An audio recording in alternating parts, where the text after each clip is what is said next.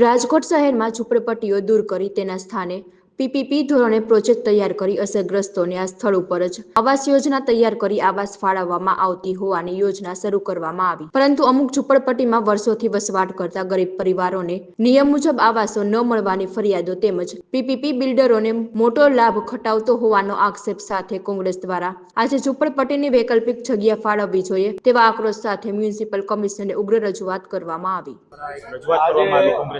કોંગ્રેસના ડેલિગેશને પ્રમુખશ્રીની આગેવાનીમાં કમિશનરને રજૂઆત કરી છે કે ખાસ કરીને રાજકોટમાં હમણાં થોડા વર્ષોથી એક પીપીપી યોજનામાં બિલ્ડરો સાથે મિલીભગત કરી અને ભાજપને જે ભ્રષ્ટાચાર માટે પીપીપી આખી જે નિયમ બનાવ્યા છે એનો તંત્રનો ઉપયોગ કરી અને નાના માણસોને દબાવી અને એનો ધંધો કરવો, અબજોની જમીનો લાખોમાં વેચી અને થોડા ઝૂંપડાઓ બનાવી દે અને જે મોટા ભ્રષ્ટાચારનું હાલે છે એ નિયમમાં કોર્પોરેશન એનું બુલડોઝર મોકલી નથી શકતી અને પોલીસ ફોર્સ મોકલી નથી શકતા અને આ બંનેનો ઉપયોગ ભાજપવાળા બેફામ રીતે કરી અને અઢળક ભ્રષ્ટાચારના પૈસા નાના માણસોને હેરાન કરીને ભેગા કરે છે। એ ન થવું જોઈએ અને થશે તો એનો પૂર્ણ પ્રમાણે વિરોધ કરવામાં જ આવશે, એટલું નહીં ગ્રાઉન્ડ લેવલ ઉપર કરવામાં આવશે એમ કહ્યું છે। તદુપરાંત નાના માણસ જેનું ઝૂંપડું હોય, કમસે કમ આ દેશ ઉપર હરેક વ્યક્તિનો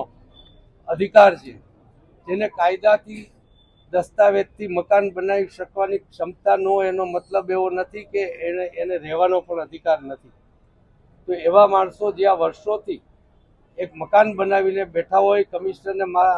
અમે વાત કરી છે કે મારા જેવા માણસને કોઈક